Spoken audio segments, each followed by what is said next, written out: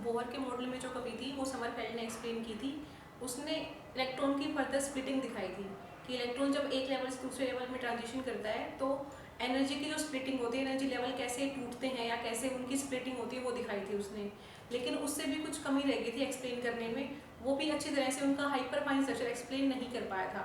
समरफेल्ड का जो मॉडल था वो वन इलेक्ट्रॉन सिस्टम के लिए तो एप्लीकेबल था, लेकिन एल्कली मेटल या उससे ज़्यादा इलेक्ट्रॉन वाले सिस्टम के लिए वो एप्लीकेबल नहीं था। तो एक बार हम देखते हैं, थोड़ा सा रिकैप ले लेते हैं लास्ट वाली वीडियो का। समरफेल्ड एक्सटेंशन में क्या बताया था उसने कि मान लीजिए आपका एक इलेक्ट्रॉन का ट्रांजिशन होता है, इलेक्ट्रॉन पहले इस लेवल में था, इस लेवल से वो इस लेवल में आ गया, इसको मान लेती हूँ मैं n=2 लेवल है, ये मेरा n=1 लेवल है। तो इलेक्ट्रॉन जब इस लेवल से इसमें आएगा तो आपको वैसे तो ये सिंगल लाइन दिख रही है, लेकिन अगर आप इसको हाई रेजोल्यूशन में देखोगे तो ये जो लाइन है आपको ये फर्दर और भी स्प्लिटिंग दिखाई देगी इसकी। ये एक सिंगल लाइन ना होके ये हाइपर फाइन स्प्लिटिंग है।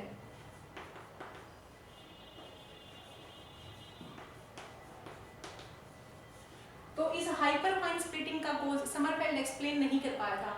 उसने केवल क्या डील किया कि एनर्जी जो है वो n पे डिपेंड करती है, एनर्जी की जो डिपेंडेंसी है वो n पे है और l पे है। n यानी कि आपके पास total quantum number, l orbital quantum number. तो समरफेल्ड के अकॉर्डिंग एनर्जी का जो ट्रांजिशन है वो n और l पे डिपेंड करता है, इससे आगे डिपेंड नहीं करता। लेकिन हाइपर फाइन स्प्लिटिंग जो है उसमें हमें पता लगेगा कि ये n और l के अलावा m, l और s पे भी डिपेंड करता है। ml क्या है, l की जो फर्दर स्प्लिटिंग है मैग्नेटिक ऑर्बिटल क्वांटम नंबर, और s क्या है, स्पिन क्वांटम नंबर। तो इन चीजों को एक्सप्लेन करने के लिए जो हमने फर्दर स्टडी की उसके बारे में देखते हैं कि एनर्जी का जो ट्रांजिशन है वो n और l के अलावा ml और s पे भी कैसे डिपेंड करता है।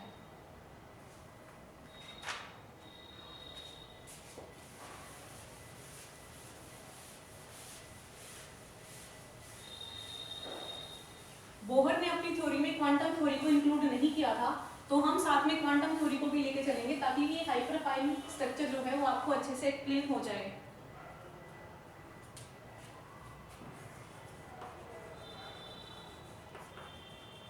Quantum theory of hydrogen atom, या फिर आप बोल सकते हैं हाइड्रोजन लाइक एटम। मैं इसको हाइड्रोजन ना लिख के हाइड्रोजन लाइक एटम ही लिखती हूँ। अब देखो इसके लिए जो n है, सबसे पहले बात करते हैं n की, टोटल क्वांटम नंबर की। n यानी कि टोटल क्वांटम नंबर। इससे हमें किसके बारे में पता लगता है, टोटल क्वांटम नंबर से मैंने आपको पहली वीडियो में भी बताया था, टोटल क्वांटम नंबर जो बताएगा वो हमें बोहर रेडियस के बारे में बताएगा, यानी कि आपका इलेक्ट्रॉन किस ऑर्बिटल में घूम रहा है उसके बारे में बताएगा। तो इसके आगे आप ध्यान करो कि ये आपको टोटल एटॉमिक रेडियस, ये हमें उस ऑर्बिटल की रेडियस के बारे में बताएगा जिसमें हमारा इलेक्ट्रॉन घूम रहा है। फर्दर देखो एल आपको पता है क्या होता है, ऑर्बिटल क्वांटम नंबर। एल जैसे कि समरफेल्ड मॉडल में हमने देखा था कि एल की वैल्यू से क्या पता लग रहा था कि उस ऑर्बिटल की शेप स्फेरिकल है या एलिप्टिकल है। तो एल ऑर्बिटल क्वांटम नंबर आपको ऑर्बिटल की शेप के बारे में बताएगा, शेप ऑफ ऑर्बिटल। अगर एल की वैल्यू 0 है तो आपका जो ऑर्बिट है वो स्फेरिकल होगा, और अगर एल की वैल्यू 0 के अलावा कुछ और है तो उसकी शेप स्फेरिकल ना होगी, कोई और शेप होगी, एलिप्टिकल भी हो सकती है, कोई और शेप भी उसकी आ सकती है। M l magnetic quantum number, magnetic quantum number. इस मैग्नेटिक क्वांटम नंबर से हमें क्या पता लगेगा कि इलेक्ट्रॉन का जो घूमना है उसका जो रिवॉल्यूशन है वो कैसे अफेक्ट हो रहा है मैग्नेटिक फील्ड से। Affect of electron due to magnetic field. अगर आपने बाहर से कोई एक्सटर्नल फील्ड लगाया है तो उसकी वजह से इलेक्ट्रॉन पे क्या अफेक्ट पड़ रहा है, ये आपको मैग्नेटिक क्वांटम नंबर से पता लगेगा। अब एक बात और, n की वैल्यू तो कुछ भी हो सकती है, अगर आप वैल्यू लेके चलो इनकी, तो n की जो वैल्यू है वो 0, 1, 2, 3 अप टू इंफिनिटी कुछ भी हो जाएगी। l की वैल्यू आपको पता है कहाँ से कहाँ तक होती है, 0, 1 से लेके n-1, यानी कि इसकी टोटल वैल्यू कितनी होती है n, और इसकी वैल्यू टोटल होती है इनफाइनाइट। ml की वैल्यू कहाँ से कहाँ तक होती है, -l 2 + l, इसकी टोटल वैल्यू जो होती है वो 2l + 1 होती है। इन तीनों चीज़ों का आपको ध्यान रखना है, एन का, एल का, एम एल का, इन तीनों की वैल्यू से ही हम सिलेक्शन रूल पढ़ेंगे। इलेक्ट्रॉन किस स्टेट से किस स्टेट में ट्रांजिशन कर सकता है वो आपको सिलेक्शन रूल से पता लगेगा, वो आपको सिलेक्शन रूल से पता लगेगा। एन, एल और M total quantum number, orbital quantum number, magnetic quantum number, इन तीनों की वैल्यू आपको पता है क्या हो सकती है, तो आप सिलेक्शन रूल निकाल सकते हो। सिलेक्शन रूल जब पता लगेगा तो क्या होगा, उससे इलेक्ट्रॉन किस स्टेट से किस स्टेट में आया वो ट्रांजिशन पता लगेगी और आप उसकी एनर्जी की फर्दर स्प्लिटिंग निकाल सकते हैं। ठीक है, तो देखते हैं सिलेक्शन रूल कैसे काम करता है। अब तक सिर्फ आपने बोहर थ्योरी पढ़ी थी, ये थोड़ा सा आपके लिए क्वांटम थ्योरी का इंट्रोडक्शन था कि बोहर ने क्वांटम थ्योरी को आगे फर्दर कैसे यूज किया उसके मॉडल को एक्सप्लेन करने के लिए। बोहर ने बस एक शुरुआत करी थी, उसके बाद आगे साइंटिस्ट उसमें फर्दर इवोल्यूशन करते गए और आपके पास लास्ट में एक बड़ी बढ़िया थ्योरी निकल के आएगी। ये देखो, अब पढ़ते हैं selection rule. Selection rule for transition.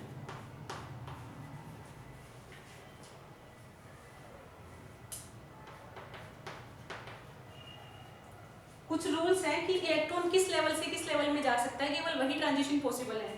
तो देखो,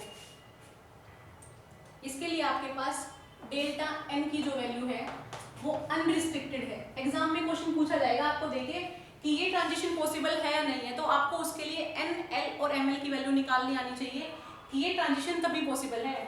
तो डेल्टा एन की जो वैल्यू है वो अनरिस्ट्रिक्टेड है, यानी कि डेल्टा एन की वैल्यू कुछ भी हो उससे कोई फर्क नहीं पड़ता। सेकेंड थिंग, डेल्टा एल, इसकी वैल्यू केवल प्लस माइनस 1 ही होनी चाहिए, और डेल्टा एम एल, इसकी वैल्यू आपके पास minus L to plus L कुछ भी हो सकती है। बस आपको दो बातों का ध्यान रखना है, डेल्टा एन की वैल्यू अनरिस्ट्रिक्टेड कुछ भी हो सकती है, डेल्टा एल की वैल्यू प्लस माइनस 1 ही होनी चाहिए, डेल्टा एम एल की जो वैल्यू है वो एल की वैल्यू पे ही डिपेंड करेगी। अब मैं आपको एक एग्जांपल करवाती हूँ, आप बताना कि वो ट्रांजिशन होगा या नहीं होगा। एग्जाम में ऐसे ही पूछा जाता है। क्वेश्चन देखो क्या है, 2s to 1s, ये ट्रांजिशन आपको दे दिया गया, ये पूछा गया कि ये ट्रांजिशन काम करेगा नहीं करेगा। Which transition is possible? मैं दो एग्जांपल लिखूंगी आपके आगे, आप बताना कि कौन सा ट्रांजिशन पॉसिबल है, कौन सा ट्रांजिशन पॉसिबल नहीं है। एक बार के लिए वीडियो को पॉज करके अपने आप क्वेश्चन निकाल के देखो कि ये ट्रांजिशन पॉसिबल है या नहीं है। एक ये है, दूसरा है 2p to 1s। इन दोनों में से आपको बताना है कौन सा ट्रांजिशन पॉसिबल है, कौन सा ट्रांजिशन पॉसिबल नहीं है। पहले वाला ट्रांजिशन देखो, 2s से 1s में, 2s to 1s, n की वैल्यू 2, n की वैल्यू 1, यानी कि डेल्टा n की वैल्यू कितनी आई 1, n इक्वल टू 2 से n इक्वल टू 1 में जा रहा है। s के लिए l की वैल्यू 0, s के लिए l की वैल्यू 0। तो देखो डेल्टा n तो कितना आ गया 1 और डेल्टा l कितना आ गया 0, क्योंकि यहाँ पे भी l की वैल्यू 0 है, यहाँ पे भी l की वैल्यू 0 है। और सिलेक्शन रूल क्या कहता है, ट्रांजिशन कब होगा, जब डेल्टा एल की वैल्यू प्लस माइनस 1 होगी। तो यहाँ पे तो डेल्टा एल की वैल्यू 0 आ रही है, तो ये ट्रांजिशन जो है ये पॉसिबल नहीं है। अब बात करते हैं सेकंड वाले की। सेकंड वाले में देखो, 2p to 1s, n की वैल्यू 2, n की वैल्यू 1, प्रिंसिपल क्वांटम नंबर है ना l, तो p के आगे जो लिखा हुआ है वो n की वैल्यू है, और l की वैल्यू p और s पे डिपेंड करती है। l की वैल्यू p के लिए 2, s के लिए 1। तो देखो l की वैल्यू 2 से कहाँ चेंज हो रही है 1 में, तो डेल्टा l की वैल्यू 1 और n की वैल्यू भी 1। तो n की वैल्यू तो कुछ भी वो डिपेंड करता ही नहीं है, डेल्टा l की वैल्यू कितनी होनी चाहिए थी प्लस माइनस 1, हमारे पास कितनी वैल्यू है 1, यानी कि ये वाला जो ट्रांजिशन है ये आपका काम करेगा, ये ट्रांजिशन पॉसिबल नहीं है। तो आपको एग्जाम में ऐसे ही दिया जाएगा, कोई भी एग्जांपल दे देगा, पूछेगा ये बताओ ये ट्रांजिशन पॉसिबल है या नहीं है। सिर्फ इन सिलेक्शन रूल को याद रखो, आपको एल की वैल्यू निकालनी आनी चाहिए, एन की वैल्यू क्या है, एल की वैल्यू क्या है इन ट्रांजिशंस के लिए। अगर ये पता होगी तो आप इस क्वेश्चन को सोल्व कर सकते हैं। गेट में ऐसे ही क्वेश्चन पूछे जाते हैं, एग्जाम्पल देके पूछ लेगा बताओ ट्रांजिशन हो रहा है कि नहीं हो रहा। तो अब हम सीखते हैं कि इलेक्ट्रॉन के पास स्पिन क्यों होती है। ये एक बहुत बड़ा क्वेश्चन है कि इलेक्ट्रॉन्स के पास स्पिन कहाँ से आई, या फिर ये स्पिन ऑर्बिट इंटरेक्शन का जो कंसेप्ट है ये कहाँ से आया। तो सबसे पहले जो सीखना है वो सीखना है why do electrons have spin जब बोहर ने इतना मॉडल एक्सप्लेन कर ही दिया था तो फिर स्पिन ऑर्बिट इंटरेक्शन की जरूरत क्यों पड़ी, या फिर हमें इलेक्ट्रॉन के पास ये कैसे पता लगा कि उसके पास स्पिन भी होती है। Why do electron have spin, or from where the concept of spin orbit interaction comes? ये स्पिन ऑर्बिट इंटरेक्शन का जो कंसेप्ट था ये क्यों इन्वॉल्व हुआ?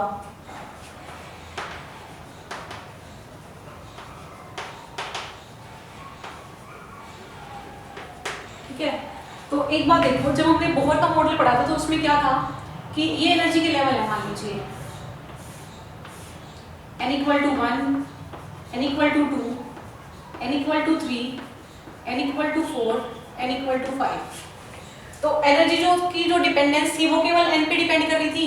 जब समरफेल्ड आया तो एनर्जी की डिपेंडेंस l पे डिपेंड कर रही थी, लेकिन उसके बाद भी जो स्पेक्ट्रा हम बोहर या समरफेल्ड के मॉडल से देख रहे थे वो स्पेक्ट्रा जब एक्सपेरिमेंटली हमने देखा तो उससे मैच नहीं कर रहा था। एनर्जी के लेवल ऐसे ना होके ये एनर्जी के लेवल फर्दर स्प्लिट कर रहे थे, ये एनर्जी के लेवल और आगे भी स्प्लिट कर रहे थे, यानी कि एनर्जी के लेवल ऐसे ना होके जब एक्सपेरिमेंटली हमने देखे तो एनर्जी के लेवल कुछ इस तरह के थे। अगर इस तरह के एनर्जी लेवल हैं तो क्या कमी रह गई थी बोहर और समरफेल्ड में कि वो एक्सपेरिमेंटली स्पेक्ट्रा से मैच नहीं हो रहे। सेकेंड थिंग देखो, अगर हम किसी इलेक्ट्रॉन और प्रोटॉन को मैग्नेटिक फील्ड में रखते हैं तो आपको पता है मैग्नेटिक फील्ड की वजह से उनका स्पेक्ट्रा कुछ अलग आएगा। अब मान लीजिए समरफेल्ड ने बता दिया कि L की जो वैल्यू है वो -L से लेके +L तक होगी, ठीक है, और Ml की जो वैल्यू है वो 2l+1 ऐसे हो जाएगी। ये क्या था? ऑर्बिटल क्वांटम नंबर, ये क्या था? Magnetic quantum number. तो इन दोनों की हेल्प से भी जब उसने ये बता दिया कि मान लीजिए अगर L की वैल्यू आप लेके चलते हैं 0 तो -L से लेके +L तक Ml की वैल्यू क्या हो जाएगी? इसकी वैल्यू हो जाएगी -1 0 +1। अगर L की वैल्यू अगर आप 0 और 1 मानते हैं, L की वैल्यू 2 मानते हो, क्या हो जाएगी? -2 -1 0 +1 +2। तो इसके अकॉर्डिंग जो एनर्जी के लेवल थे वो स्प्लिट होने चाहिए थे 5 पे, यहाँ पे होने चाहिए थे वो 3 में, और अगर L की वैल्यू 0 है तो वो जो इंटरेक्शन है एनर्जी का वो स्प्लिट होना नहीं था। अगर L की वैल्यू 0 है तो ये जो हमारे पास लाइन है एनर्जी की ये स्प्लिट नहीं होगी। L की वैल्यू अगर 1 है तो ये जो लाइन है ये आपके पास 3 में स्प्लिट होगी, -1 0 +1। मान लीजिए ये ऐसे स्प्लिट होगी। अगर L की वैल्यू 2 है तो ये किसमें स्प्लिट होगी? ये ऐसे 5 में स्प्लिट हो जाएगी। लेकिन ये जो स्पेक्ट्रा था और वो वाला जो स्पेक्ट्रा है, ये दोनों स्पेक्ट्रा जब आप एक्सपेरिमेंटली देखोगे तो कोई भी स्पेक्ट्रा इसमें से मैच नहीं कर रहा था। यहाँ तक की जो डिपेंडेंसी है वो केवल n और l पे है, इसके अंदर स्पिन का कंसेप्ट अभी नहीं आया है। इस स्प्लिटिंग को बोलते हैं जीमन इफेक्ट के द्वारा एक्सप्लेन किया गया, और ये वाली जो स्प्लिटिंग है इसको स्टर्न गार्लेच नाम के साइंटिस्ट से उन्होंने एक्सप्लेन किया। तो इन दोनों की स्प्लिटेंस को एक्सप्लेन करने के लिए हमारे पास जो कंसेप्ट आया वो आया स्पिन ऑर्बिट का कंसेप्ट। कुछ ना कुछ कमी थी, अभी भी ऑर्बिटल क्वांटम नंबर भी इस स्प्लिटिंग को नहीं पहचान पाया, तो पता लगा कि इलेक्ट्रॉन के पास खुद की भी एक स्पिन है। मान लीजिए आपके पास जैसे ये एक्सिस है, यहाँ बीच में कोई प्रोटॉन है और यहाँ इलेक्ट्रॉन उसके घूम रहा है। तो ये जो इलेक्ट्रॉन है ये प्रोटॉन के अराउंड तो घूम ही रहा है, लेकिन अपने आप भी इसकी एक एक्सिस है जिसके अराउंड ये घूमता रहता है ऐसे। तो इलेक्ट्रॉन का इसके अराउंड रिवॉल्यूशन तो है जो n और l बता रहे हैं, लेकिन इसकी खुद की एक्सिस के अराउंड भी रिवॉल्व करता है, जो कि स्पिन क्वांटम नंबर बताएगा। इस स्पिन क्वांटम नंबर की हेल्प से पता लगा कि एक तो स्पिन क्वांटम नंबर s और एक ऑर्बिटल क्वांटम नंबर l, जब इन दोनों की कपलिंग होती है जिसको आप ls कपलिंग बोलते हैं, इस ls कपलिंग की वजह से अगर कोई एटम आपके पास मैग्नेटिक फील्ड में नहीं रखा हुआ है तो भी वो एटम एक स्पेक्ट्रा देगा, और अगर वो एटम मैग्नेटिक फील्ड में रखा हुआ है तो इस स्पेक्ट्रा से अलग उसका स्पेक्ट्रा आएगा। इन दोनों को एक्सप्लेन किया जीमन और स्टर्न गार्लेच नाम के साइंटिस्ट ने।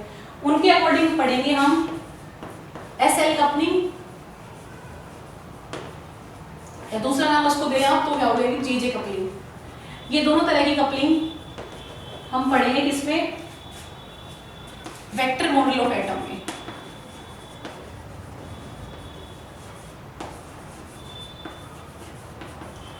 अब देखो इस वेक्टर मॉडल ऑफ एटम तक पहुंचने के लिए भी आपको 2-3 चीजें पढ़नी पड़ेंगी, मैग्नेटिक डाइपोल मोमेंट या फिर ऑर्बिटल क्वांटम नंबर, या एक बात और मैग्नेटिक मोमेंट। ये टर्म आपके आगे नहीं है, मैग्नेटिक मोमेंट, इसको डिनोट करते हैं μL से। अभी मैं आपके सामने ड्रॉ करूंगी क्या, एक मैग्नेटिक डाइपोल, और उसकी मैग्नेटिक मोमेंट निकाल के देखेंगे वो मैग्नेटिक मोमेंट उसकी कैसे निकलती है। ठीक है,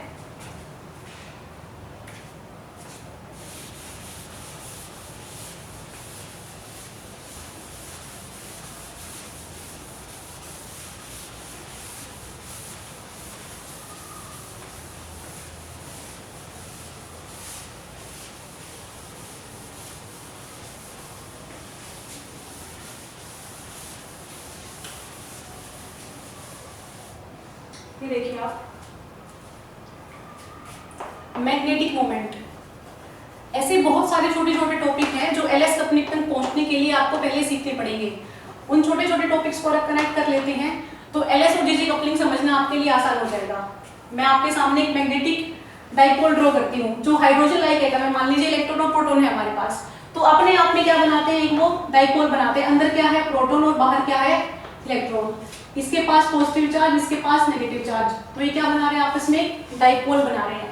अब इस डाइपोल के पास मैग्नेटिक मोमेंट क्या होगी, अगर इस डाइपोल की परपेंडिकुलर डायरेक्शन में मैं एक फोर्स लगा रही हूँ, कौन सा, बी, और ये बी कौन सा फोर्स है, मैग्नेटिक फील्ड है जो मैंने एक्सटर्नल यानी कि बाहर से लगाया है। अब देखो इस बी की वजह से इसकी डायरेक्शन जो है बी की वो अपवर्ड है। जैसे मान लीजिए ये मेरे पास बोर्ड का प्लेन है, कौन सा, एक्स वाई प्लेन है, तो ये जो डायरेक्शन है इसकी, ये जेड है, ऊपर की तरफ इसकी डायरेक्शन है, और ये एल क्या है आपके पास, ऑर्बिटल क्वांटम नंबर, और नीचे की तरफ जो डायरेक्शन है वो किसकी है, म्यू एल की। इस मैग्नेटिक मोमेंट की डायरेक्शन है ये। अब देखो इस मैग्नेटिक डाइपोल के अंदर जो आपका एल है वो इस बी के अराउंड घूमता रहता है। मैं आपको कैसे बताऊं, समझाने के लिए ऐसे देखो, ये बी मेरे पास, इसके राउंड यहाँ पे एल है, इन दोनों के बीच में जो एंगल बन रहा है वो है थीटा का। तो इस थीटा जो एंगल है वो आप ऐसे अज्यूम करो कि आपके हाथ में एक लट्टू है, मान लीजिए ये ऐसे है, ठीक है, ये मेरे पास बी की डायरेक्शन है, और एल जो है वो भी इससे कनेक्टेड है, एल इससे कनेक्टेड है ऐसे, इन दोनों के बीच में जो एंगल बन रहा है वो एंगल बन रहा है थीटा। तो ये जो एल है ना, ये इसके राउंड ऐसे चक्कर काटता रहेगा यूं। अपने आप पे अज्यूम करके देखो कि बी एक मैग्नेटिक फील्ड है जो परपेंडिकुलर नहीं लग रहा है, लेकिन एल इसके अराउंड ऐसे कनेक्टेड है जिसके बीच में एंगल है थीटा, तो इसके अराउंड ये ऐसे घूमता रहता है। ये थीटा जो है वो इस बोर्ड के आगे भी है, इसके पीछे भी, इसके चारों तरफ रिवॉल्व कर रहा है। तो इस थीटा के रिवॉल्व होने की वजह से एक फ्रीक्वेंसी आती है इस तरह से, और ये ओमेगा फ्रीक्वेंसी के साथ रिवॉल्व करता है। इस ओमेगा फ्रीक्वेंसी को बोलते हैं लार्मर फ्रीक्वेंसी, और जिस फ्रीक्वेंसी के साथ ये घूमता है उसको बोलते हैं लार्मर फ्रीक्वेंसी प्रिसीजन।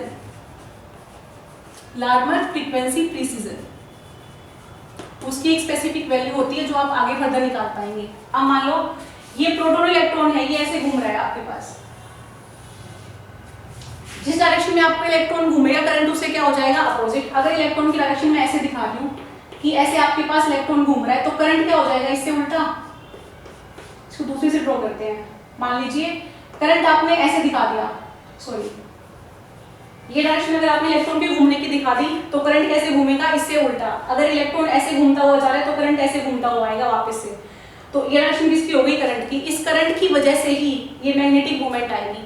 अगर इस तार के अंदर करंट नहीं होगा तो कोई मैग्नेटिक मूवमेंट भी नहीं होगी। फॉर्मूला देखो इसका, म्यू एल मैग्नेटिक मूवमेंट होती है आई क्रॉस ए। आई मेरे पास क्या है, करंट, और ए क्या है मेरे पास, इसका एरिया। जितने एरिया में ये फ्रीक्वेंसी रिवॉल्व कर रही है या फिर ये करंट आपका घूम रहा है वो क्या है, इसका area. Mu L equal to I cross A. I आपके पास सिंपल करंट है, चार्ज कितना है ई, डिवाइड करो जितना टाइम लेगा ये घूमने में। ए क्या है आपके पास, इस सर्कल का एरिया। सर्कल का एरिया मतलब जो आपके पास बोहर रेडियस है, मान लेती हूँ मैं आर है, इस प्रोटॉन से, जहां पे प्रोटॉन रखा हुआ है, इस प्रोटॉन से इस ऑर्बिटल तक का जो डिस्टेंस है वो आर है। तो कितना एरिया कवर करेगा, pi R square, pi R square.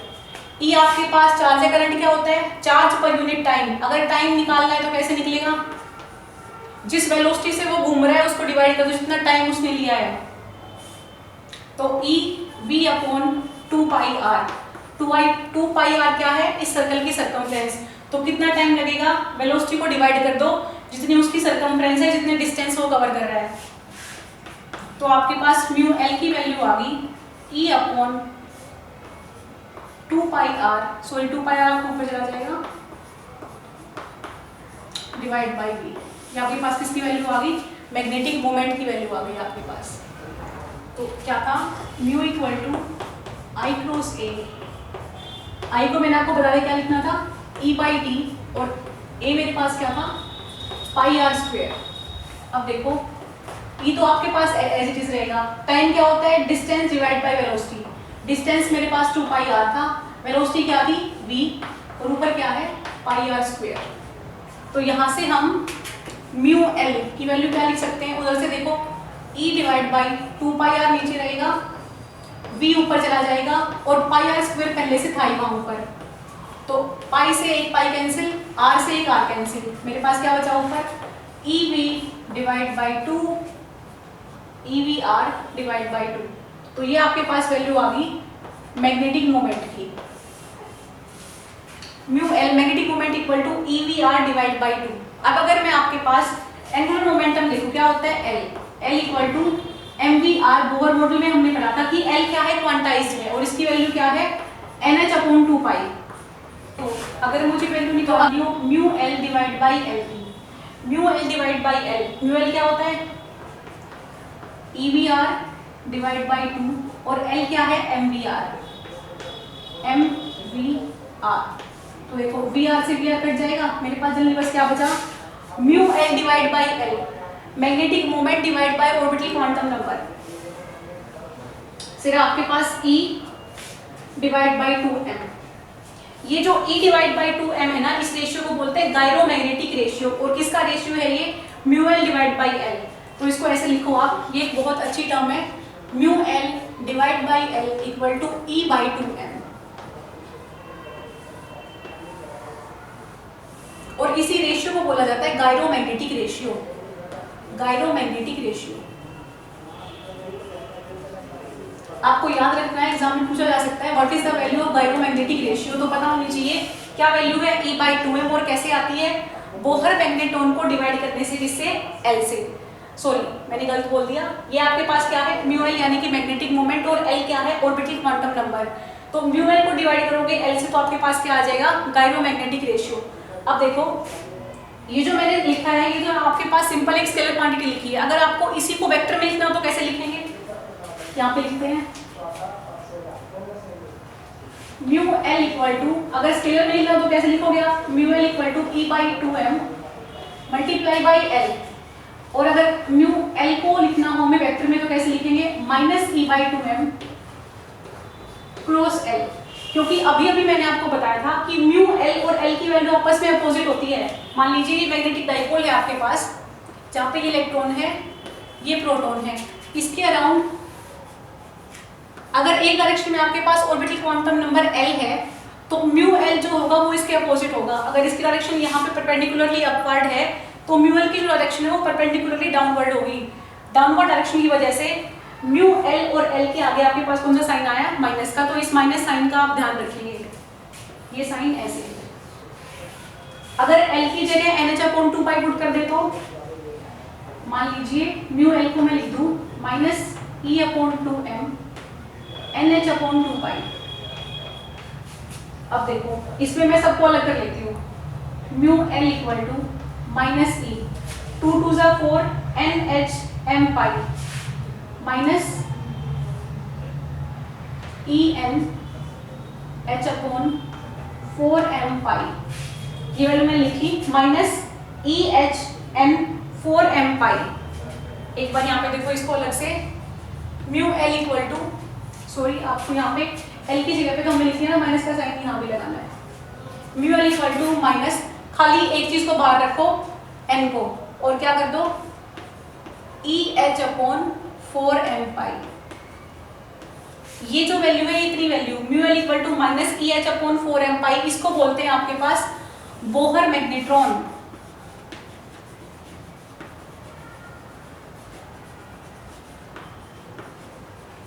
ठीक है, तो ये दो टर्म आपको पता होनी चाहिए, तो कौन सी, बोहर मैग्नेट्रॉन, दूसरी कौन सी, गायरोमैग्नेटिक रेशियो। ये दो टर्म आपको स्टर्न-गार्लिच एक्सपेरिमेंट या फिर जीमन इफेक्ट पढ़ने के लिए बहुत जरूरी है। तो आज की जो वीडियोस थी हमारे पास, उसमें हमने ये देखा स्पिन ऑर्बिट इंटरेक्शन का इवोल्यूशन कहाँ से हुआ, स्पिन ऑर्बिट इंटरेक्शन की जरूरत क्यों पड़ी, इलेक्ट्रॉन के पास स्पिन का कंसेप्ट कहाँ से आया, स्पिन की जरूरत क्यों थी हमें, इलेक्ट्रॉन के पास स्पिन नहीं होती तो हम उसकी हाइपर फाइन स्प्लिटिंग को एक्सप्लेन नहीं कर पाते। एक तो होती है आपके पास फाइन स्प्लिटिंग जो इलेक्ट्रॉन और प्रोटॉन के कारण होती है, एक होती है आपके पास हाइपर फाइन स्प्लिटिंग, वो कैसे होती है, न्यूक्लियस में जो प्रोटॉन और न्यूट्रॉन है उसकी वजह से जो स्प्लिटेंस होगी वो होगी हाइपर फाइन स्प्लिटिंग। तो इन सब स्प्लिटिंग को एक्सप्लेन करने के लिए हमें स्पिन ऑर्बिट इंटरेक्शन की जरूरत पड़ी। अगली वीडियो में जो हम देखेंगे वो देखेंगे जब इस मैग्नेटिक डाइपोल के ऊपर बाहर से मैग्नेटिक फील्ड लगेगा तो आपके पास लार्मर फ्रीक्वेंसी कैसे आएगी, उस फ्रीक्वेंसी के जो थीटा एंगल होगा वो एल की वैल्यू पे कैसे डिपेंड करेगा, एलएस कपलिंग और जीजे कपलिंग का थोड़ा सा इंट्रोडक्शन लेंगे हम अगली वीडियो में। तो यहाँ तक की वीडियो आपको पढ़नी है, समझनी है। जो अब तक की 5 वीडियोस मैंने आपको दी हैं उन 5 वीडियोस को शुरू से देखिए, एक बार उसको रिवाइज कीजिए और यहाँ तक के कंसेप्ट आपको अगर समझ में आ गए हो तो ही हम आगे चलेंगे, अगर नहीं समझ में आया तो please do message in comment box. Thank you so much.